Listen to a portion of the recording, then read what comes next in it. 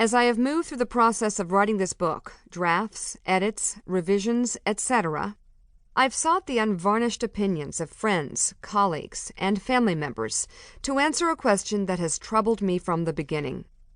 How does a person who is not overweight write about her lifelong obsession with overeating without sounding like a narcissistic, woe-is-me skinny girl with an overinflated image of herself, particularly to those who share her obsession with food but happen to be overweight or even obese?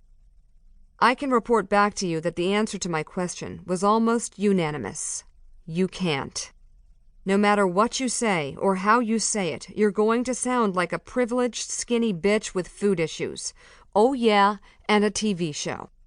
And a woman who was born into a wonderful, prominent family and has a blessed life. None of that suggests any kinship with the legion of suffering women whose debilitating relationship with food actually shows when they stand in front of the mirror in their closet. So here's the deal. I get it. I'm acutely aware of the eye-rolling derision with which many view my role in this book. I stipulate up front that a good degree of my success in life was gained through my appearance.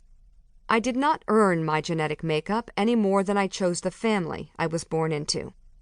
I am a lucky woman, and I know it. On the other hand, I have worked hard, taken risks, and experienced as many failures as I have successes.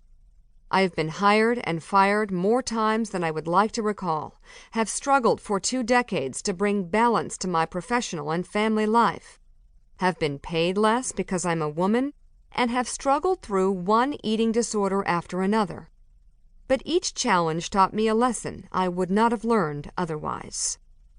The experiences I relate in this book would be no different had I weighed 115 pounds or 215. And the fact that I am closer to the former does not negate the fact that, but for fortunate genetics and the will to change my life, I would be closer to the latter. But if that were the case, I would not be working in television, a visual industry that demands a certain look. It may seem harsh, but as I wrote in my last book, in order to know your value, you must have a clear-eyed understanding of what people are buying.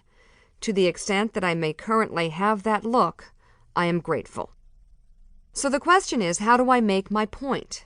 That absent a fundamental change in the way we consume, prepare, and market food to our children and all citizens, we will never be able to attack the myriad eating disorders that affect millions of Americans today without coming out and addressing my own internal food issues, despite an external appearance to the contrary.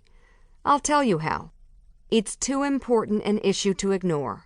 I'll just do it.